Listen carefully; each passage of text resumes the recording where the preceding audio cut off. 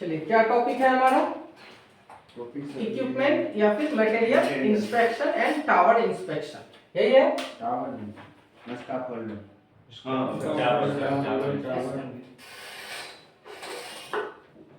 Material component inspection.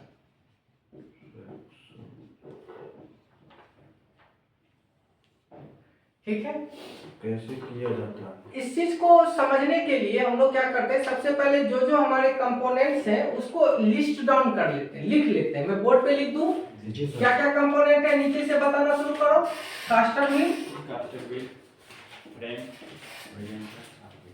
दूसरा leg assembly, bracing horizontal, उसके बाद लेग असेंबली के बाद आएगा फ्रेम। इसमें सभी फ्रेम लिख दिए, मतलब आपका एलडीआर और स्पैन दोनों आ गया। ठीक है, चौथे नंबर पर क्या आ जाएगा? ब्रेसिंग। ब्रेसिंग लिखने का मतलब है कि इसमें हॉरिजॉन्टल और डायगोनल दोनों आ गया। पांचवें नंबर पे प्लेटफॉर्म बोर्ड, टू बोर्ड, छठे नंबर पे टो बोर्ड, सातवें नंबर पे स्टेबलाइजर। और कोई कंपोनेंट है बताइए आप लोग। ठीक है, तो हम लोग अभी क्या करने वाले हैं, कंपोनेंट का इंस्पेक्शन करने वाले हैं। क्या करने वाले हैं? कंपोनेंट का इंस्पेक्शन। कंपोनेंट का इंस्पेक्शन करने का क्या रीजन है, पहले तो वो जान लो। कई बार क्या होता है कि कुछ डिफेक्टेड आइटम भी डिलीवर हो जाता है। डिफेक्टेड आइटम का मतलब क्या होता है? डिफेक्टेड आइटम का मतलब होता है कि उसमें डैमेजेस हैं। क्या है? अभी डैमेजेस क्या क्या हो सकता है? हो सकता है क्रैक आया हो, क्या आया हो? क्रैक आ गया हो, बेंड हो गया हो। ठीक है, और क्या होगा? Lock damage. क्या चीज? Lock damage, lock damage, lock जो क्लॉ है वो डैमेज हो गया है, तो उसको स्प्रिंग डैमेज बोलते हैं। या और भी जो होता है वो आप बोल सकते हो, जरूरी नहीं कि हम जो लिख रहे हैं वही होगा। ठीक है, स्प्रिंग डैमेज उसका हो सकता है। और क्या हो सकता है बताइए? प्लेटफॉर्म लॉक, वो एक अलग चीज है। डैमेजेस में जनरली क्या क्या डैमेज होता है पहले हम लोग वो लिख ले रहे हैं। ठीक है, एक और डैमेज होता है जिसको बोलते हैं रस्टिंग, लेकिन हमारे मटेरियल में इसके चांसेस कम है क्योंकि एल्यूमिनियम में मतलब जंग नहीं लगता है, इसीलिए इसका चांसेस कम ही है। और क्या हो सकता है? होल हो जाता, क्या चीज? फ्रेम या सब ब्रेसिंग होल हो जाता। पंच हो गया है। हॉल मतलब सर पंच हो गया। पंच हाँ, मतलब हो सकता है कि किसी ने कील मार दिया है, प्लेटफॉर्म बोर्ड पे कील मार सकता है, फ्रेम पे मार सकता है। कई बार आप लोग देखे होंगे रंग्स पे गड्ढा हो गया है। ठीक है, उसके बाद और क्या हो सकता है? पंच बोल दो या डेंट बोल दो, जो बोल दो। ठीक है, दोनों ही चीजें सही है। और क्या चीजें हो सकती है और क्या खराबी आ सकती है जनरली बताओ? डैमेजेस में और क्या डैमेज हो सकता है? एक डैमेज और है जो छूट रहा है, कौन बताएगा?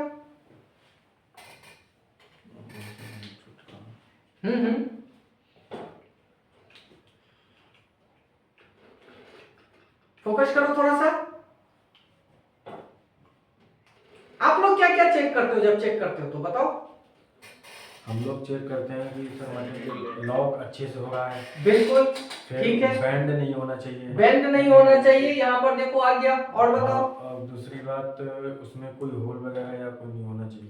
होल नहीं होना चाहिए, यानी पंच और डेंट नहीं होना चाहिए। बहुत बढ़िया, और बताइए? यही चीजें चेक करते हैं सर। कास्टर का सर अलग रहता है, उसका व्हील लॉक हो रहा है कि नहीं हो रहा है। बिल्कुल, कास्टर का ही सबसे इंपॉर्टेंट जो एक और बचा हुआ था वो छूट रहा है कि उसका जो लॉक है वो काम कर रहा है या नहीं कर रहा है। कभी कई बार क्या होता है लॉक जाम रहता है उसका। यहाँ पर बहुत सारे ऐसे कास्टर व्हील है जो आप जाकर देखिए, आप उसको लॉक को चेक करेंगे वो लॉक नहीं हो रहा है, ऑपरेट ही नहीं हो रहा है। ठीक है, तो लॉक जो है हमारा कास्टर का जैम हो जाता है। ठीक है, तो ये पर्टिकुलर किसी एक चीज के लिए नहीं, ये सभी के लिए हम लोग लिख रहे हैं यहाँ पे।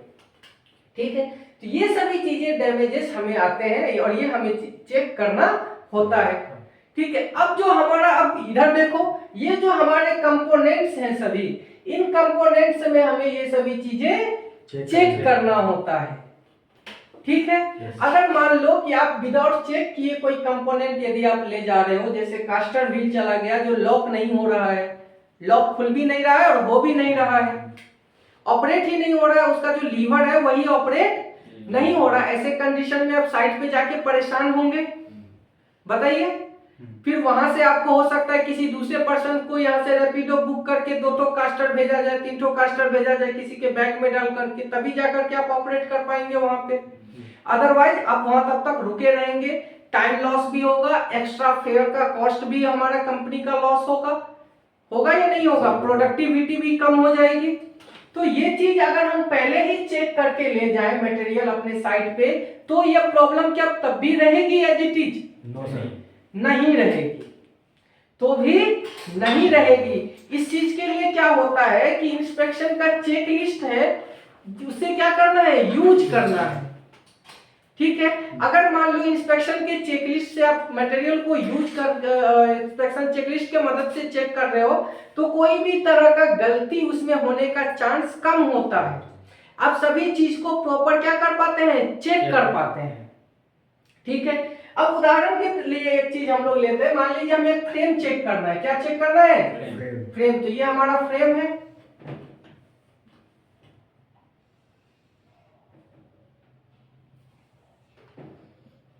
चलिए एक LDR बना लेते हैं 4R का। ठीक है,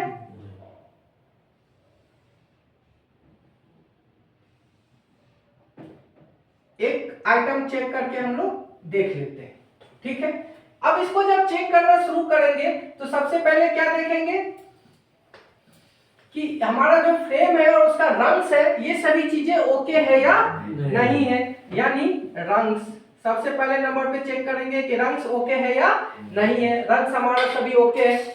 उसके बाद आपको इसमें 2 गैसेट मिलता है। क्या मिलता है? 2 गैसेट मिलता है, इसको चेक करना है ओके है या नहीं है। आफ्टर दैट यहाँ पर देखिए गैसेट के नीचे यहाँ देखेंगे तो कास्टिंग लगा होता है, कास्टिंग भी डैमेज हो जाता है। अब जब अगर आपको प्रूफ चाहिए तो आप मेरे से ले सकते हैं, मेरे पास उसका पिक्चर भी है। नहीं सर, डैमेज में लेके आ रहा हूं सर। आप भी लेके आए तो कास्टिंग को चेक करना है आपको, कास्टिंग कहीं डैमेज तो नहीं है। आफ्टर दैट आप ऊपर जाएंगे तो यहाँ पर आपको स्पाइगॉट मिलता है। क्या मिलता है? स्पाइगॉट मिलता है। स्पाइगॉट को चेक करना है कि स्पाइगॉट सही से काम कर रहा है कि नहीं। कई बार क्या है कि कई साइट पे स्पाइगॉट को काट दिया जाता है, उनसे निकल नहीं पाता है, या कहीं जाकर के वो टकरा रहा है हाइट पे, तो उसको निकालने के लिए ट्राई करते हैं वो। नहीं तो सर उसका जो इसका स्पाइगॉट उल्टा लगा दिया जाता है। उल्टा कई बार स्पाइगॉट उल्टा हो सकता है कि लगा हुआ है। अच्छा, स्पाइगॉट से एक अच्छा जानकारी है, मैं आप लोग को बता देता हूँ। जनरली स्पाइगॉट स्कैफोल्डिंग में 3 तरीके का होता है। एक होता है फिक्स्ड स्पाइगॉट, एक होता है फ्लोटिंग स्पाइगॉट, और तीसरा होता है कोनिकल। तो हम लोगों का जो स्पाइगॉट है उसको हम लोग फ्लोटिंग स्पाइगॉट बोलते हैं। क्या बोलते हैं? फ्लोटिंग स्पाइगॉट। ये पूरी तरीके से फिक्स या रिजिड नहीं होता है, इसमें हिंज के वजह से ये थोड़ा सा आप मूव उसको कर सकते हो। इससे बेनिफिट ये मिलता है कि जब हम टावर बना रहे होते हैं तो फ्रेम के ऊपर फ्रेम को सेट करने में ज्यादा परेशानी नहीं होता है, लेकिन इसी को यदि रिजिड कर दिया जाए, फिक्स कर दिया जाए, तो आपको परेशानी होगा। ठीक है, तो हमारे स्पाइगॉट का नाम क्या है? फ्लोटिंग स्पाइगॉट। एज ए जनरल जानकारी आपको मैंने बता दिया। आफ्टर दैट क्या देखेंगे कि भाई हमारा लैडर जो इसमें इनबिल्ट लैडर है ये सही है या नहीं है। इसको बोलते हैं इनबिल्ट वर्टिकल लैडर। कुछ लोग इसको इनबिल्ट के जगह पे इंटीग्रेटेड भी बोलते हैं, दोनों सही है, जो आपका मर्जी है आप बोल सकते हैं। ठीक है, तो मान लो हमने अपने इस फ्रेम को अच्छे से क्या कर लिया? चेक कर लिया। अब जब फ्रेम आप अच्छे से चेक करके लेके जा रहे हैं तो साइड पे इसमें डैमेजेस आना क्या है? कम ही चांस है कि जब आप बना रहे हो उस समय इसमें कोई डैमेज आपको नजर आए। ये अलग चीज है कि यूज के बाद हो सकता है कि इसमें कुछ डैमेजेस देखने के लिए मिले, वो अलग चीज है। लेकिन जब हम इंस्टॉल कर रहे हैं अपने वेयर हाउस से ले जा करके और हमने सारा चीज का इंस्पेक्शन किया है, ऐसे कंडीशन में ये क्या मिलेगा हमें वहां? ओके मिलेगा। अब मान लीजिए आपका कोई कंपोनेंट क्या है, डैमेज है। क्या है? डैमेज। अगर आपका कोई कंपोनेंट डैमेज मिलता है तो उसी समय उसमें आप टैग लगाइए। क्या लगाइए? टैग लगाइए और उसका रिपोर्ट कीजिए। अगर ये चीज आप नहीं कर रहे हैं तो कई बार क्या होगा, रिंकू ने एक मटेरियल को चेक किया, उसमें जो डैमेज था उसको यहाँ रख दिया। कल सुबह रिंकू नहीं आया, मिथुन आया, उसने देखा एक फ्रेम यहाँ रखा है, गाड़ी लोड करना था, सबसे पहले यही फ्रेम उठा के गाड़ी पे डाल दिया। ऐसे में क्या होगा कि जो डैमेज मटेरियल था वो भी साइट पे जा सकता है। तो आपको अपने हैबिट में ये चीज लाना पड़ेगा कि जब भी कभी डैमेज मटेरियल मिलता है तो उसको उसमें क्या लगा दो? टैग लगा दो। आप नहीं लगा पा रहे हो, सुपरवाइजर को बोलो, सुपरवाइजर टैग लगा देगा। बात क्लियर है मेरा? टैग और रिपोर्ट होना बहुत ही जरूरी होता है। जैसे ही आपको कहीं कोई मटेरियल दिखता है कि डैमेज है, उसमें टैग लगा के तुरंत उसका रिपोर्ट अपने सुपरवाइजर को करो। ठीक है, ये चीज क्लियर है सभी को? चलिए अब हम आते हैं कि हमारा ये चीजें हो गई, हमने कंपोनेंट अपने सारे चेक कर लिए। कंपोनेंट क्या कर लिए हमने? अपने सारे चेक कर लिए, कंपोनेंट हमारा सारा ओके है। और अब हम ले जा रहे हैं अपना टावर बनाने के लिए, और हमने टावर भी बना लिया। अब टावर बनाने के बाद टावर का भी एक इंस्पेक्शन होगा। किसका इंस्पेक्शन होगा? टावर का। टावर का भी एक इंस्पेक्शन होगा, ताकि आप उसमें ग्रीन टैग दे सको। क्या दे सको आप? ग्रीन टैग दे सको। ग्रीन टैग नहीं दोगे तब तक उस पर काम नहीं होगा। ठीक है, तो टैग को भी देख लेते हैं हम लोग, और साथ ही साथ ये भी देख लेते हैं कि टावर में क्या क्या चेक करना है। ठीक है, अच्छा हम कर देते हैं, आप लोग परेशान मत होइए। अब देखिए हम अपने टावर में क्या क्या चीजों को चेक करते हैं, उस चीज को एक बार देख लेते हैं। ठीक है, सबसे पहले तो आप टैग को जान लीजिए कि टैग आखिर होता क्या है।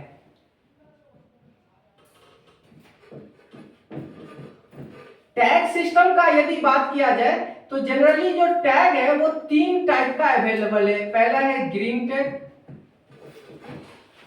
दूसरा है रेड टैग, और तीसरा आता है येलो टैग।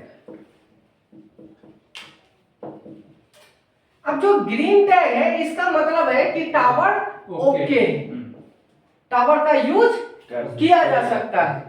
रेड टैग का मतलब होता है नॉट ओके, यानी टावर का यूज अभी नहीं होगा। और येलो टैग का मतलब होता है अंडर मॉडिफिकेशन या फिर मेंटेनेंस। टावर का हुआ है ना सर? बिल्कुल, टावर का या तो मॉडिफिकेशन हो रहा है या फिर मेंटेनेंस हो रहा है। ठीक है, ऐसे कंडीशन में कौन सा टैग लगाया जाता है? Yellow tag. चलो आप देखते हैं टावर पे हम लोगों को क्या क्या चीजें चेक करना पड़ता है। सबसे पहला चीज तो आएगा ग्राउंड कंडीशन। क्या आएगा? Ground condition. हाइट कंडीशन,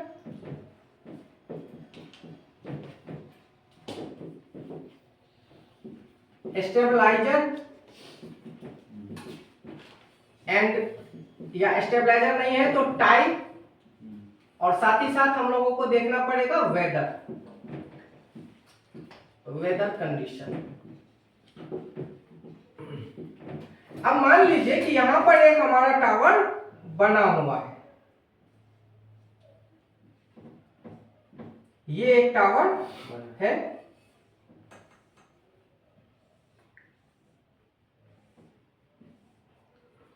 यहां पर एक टावर हमारा बना हुआ है, और यहां पर भाई साहब मैं खड़ा हूं, मुझे चेक करना है ताकि मैं इसमें क्या दे सकूं? ग्रीन टैग दे सकूं।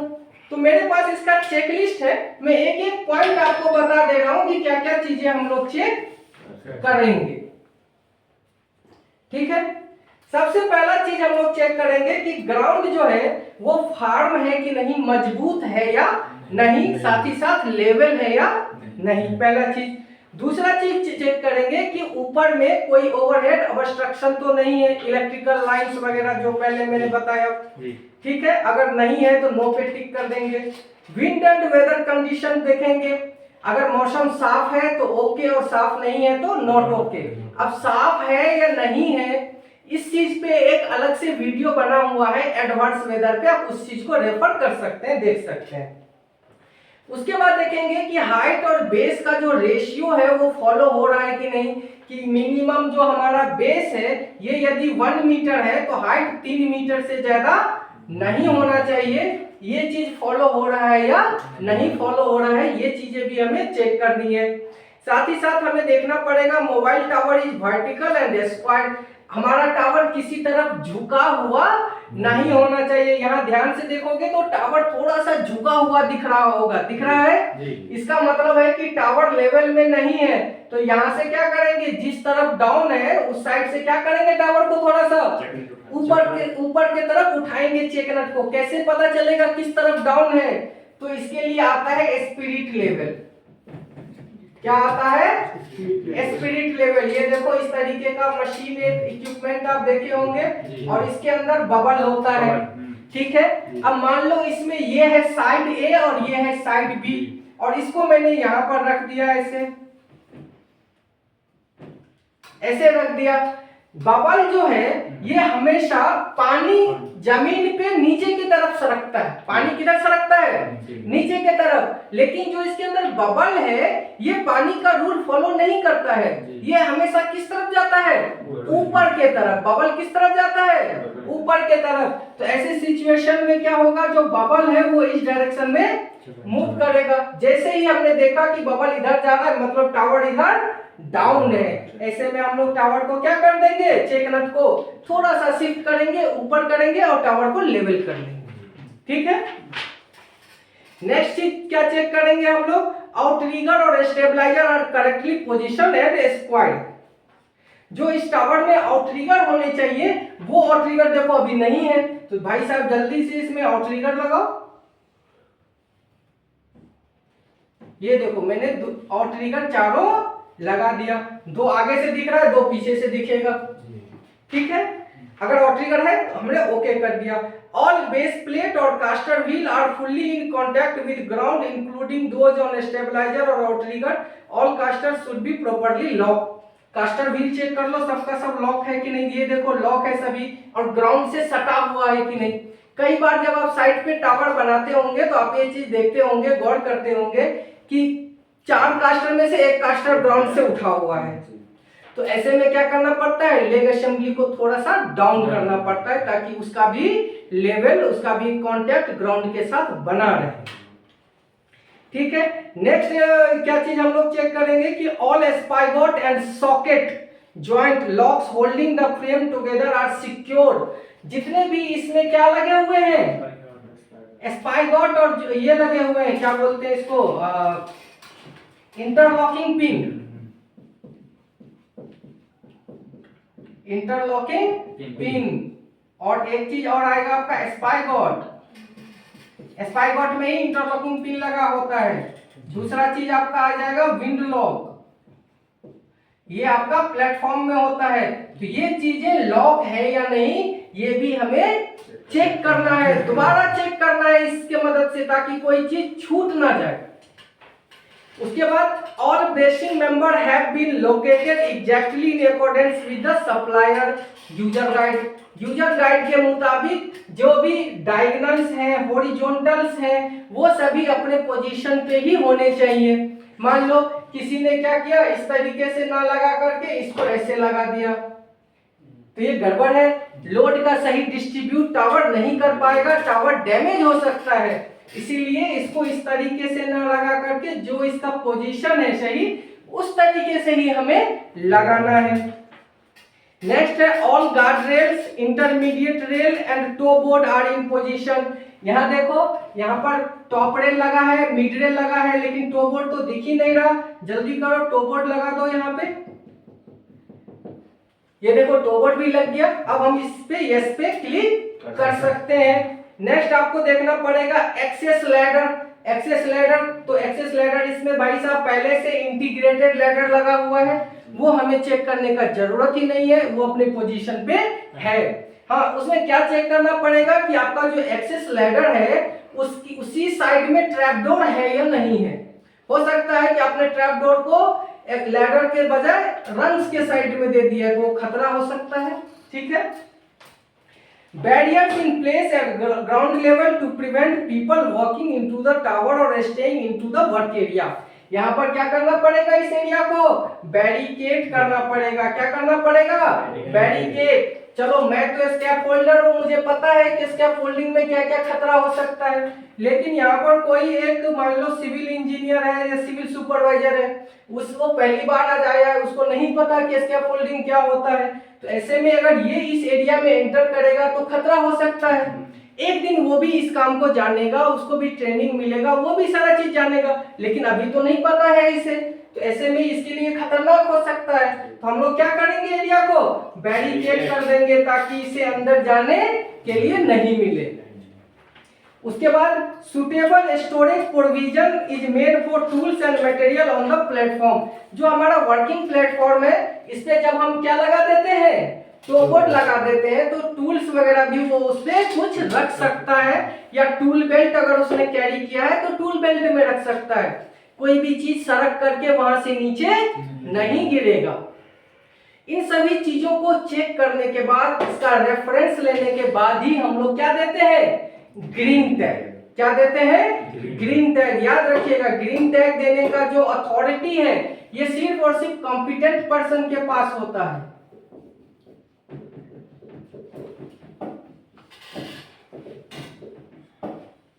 किसके पास होता है, कॉम्पिटेंट पर्सन के पास। यानी जो हजार्ड्स को आइडेंटिफाई कर सकता है, जिसका जो क्या बोलते हैं डिफेक्ट्स को आइडेंटिफाई कर सकता है, जो अनसेफ कंडीशन अनसेफ एक्ट को पहचान कर सकता है, जिसकी एक्सपर्टीज है स्कैप फोल्डिंग लाइन में, यानी कि आप लोग ही सिर्फ और सिर्फ ये ग्रीन टैग दे सकते हैं। अदरवाइज कोई और वो ग्रीन टैग उसमें नहीं दे सकता है।